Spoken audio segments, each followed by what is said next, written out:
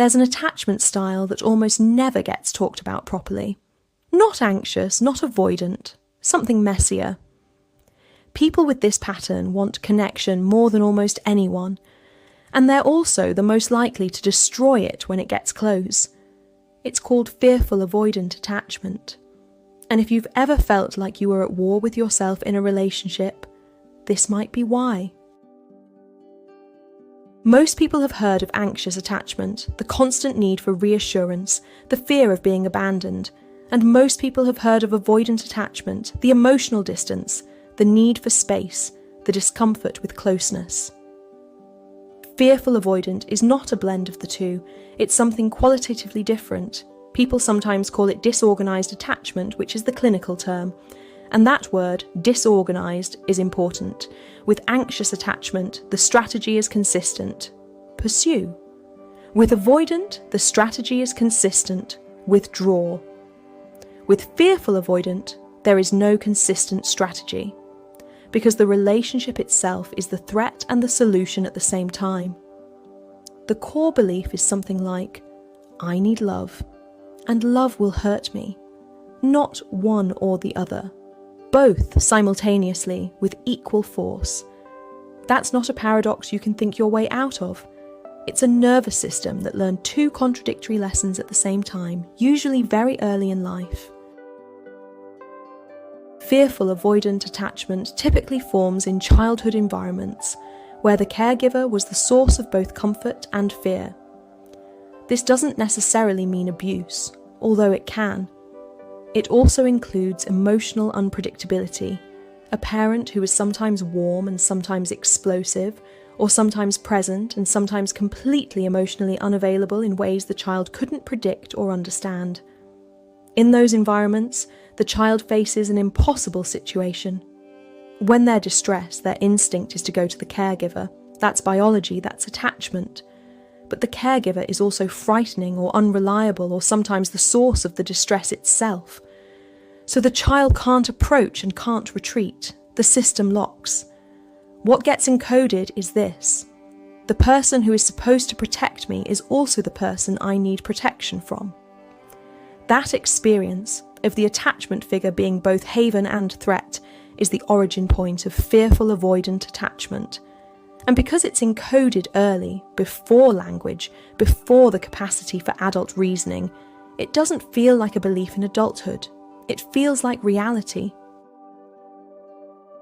On the outside, fearful-avoidant attachment can look like almost anything. It can look like anxious attachment, intense emotional pursuit, fear of abandonment, high sensitivity to perceived rejection. It can look like avoidant attachment, pulling away, going cold, sabotaging intimacy when it gets too close. Sometimes it looks like both in rapid alternation. That alternation is the tell. Anxious people are mostly consistent in their anxiety. Avoidant people are mostly consistent in their withdrawal. Fearful avoidants shift. They can be all in one week and completely shut down the next.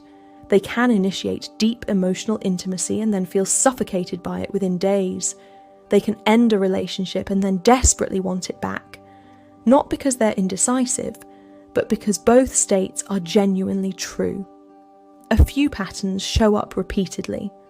First, the approach avoidance loop.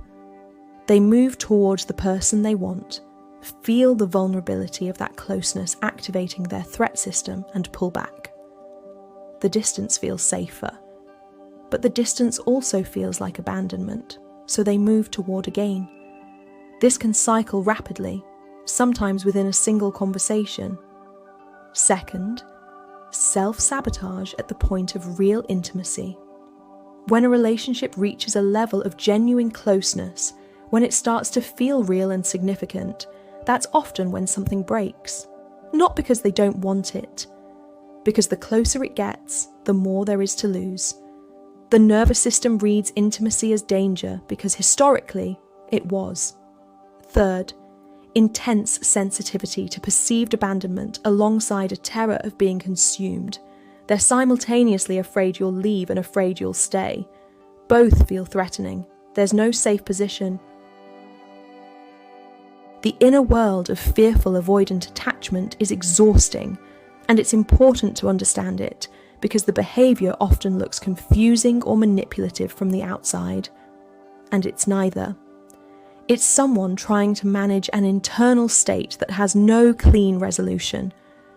When they move toward closeness, there's real wanting, genuine longing for connection, but underneath it, often just outside awareness, is the anticipation of pain. So the emotional experience of intimacy isn't just warmth. It's warmth mixed with dread, like reaching for something you've been burned by before. When they pull away, it's not indifference, it's protection. Distance is the one strategy that makes the nervous system feel temporarily safe. But it doesn't feel good, it feels like loss. What many fearful avoidants describe is a kind of internal split, a part of them that wants to be close, and a part of them that is constantly scanning for the moment when the other person will prove that closeness is dangerous. They're not just responding to what's happening, they're waiting for what they're certain is coming. That hypervigilance is the real drain. It doesn't switch off when things are going well. If anything, things going well can intensify it, because now there's more to lose. Fearful-avoidant is arguably the most difficult attachment pattern to shift because it involves two conflicting drives rather than one. And because the therapeutic window, the moment when the person is both calm enough to reflect and open enough to work, is narrower than with other styles. But it does shift. What tends to work starts with one thing: recognition. Not analysis, recognition. Understanding at a felt level rather than just a cognitive one that the current threat system is running on old data, that the person in front of you is not the caregiver from childhood, that intimacy no longer has the same rules. That recognition doesn't usually come from thinking alone. It comes from repeated experience of reaching for closeness, bracing for the expected harm, and finding that it doesn't come. Enough times that the nervous system begins to update. That's a slow process. It often requires therapeutic support, specifically approaches that work at the level of the body and nervous system, not just the narrative. The other shift is learning to name the internal state in real time, to be able to say, in the middle of the approach avoidance loop, I'm scared right now. That's what this is. Not, I don't love you anymore, or I need space, but I'm scared right now, and that's pulling me toward withdrawing. That capacity to name the state without acting it out immediately is a significant intervention on the pattern. It also helps enormously to be in a relationship with someone who can hold steadiness, not someone who pursues harder when the fearful avoidant withdraws. That confirms the threat. Not someone who retaliates with distance, that confirms the abandonment, but someone who remains consistent, who doesn't take the withdrawal personally, and who is still there when the fearful avoidant returns. That kind of relationship can be genuinely reparative. The wiring isn't permanent. It was laid down in a particular environment, a different environment, including a different internal environment, built through practice and often support, can lay down something new. Fearful-avoidant attachment is one of the most misunderstood patterns in relationships. From the outside, it looks like mixed signals, hot and cold, push and pull.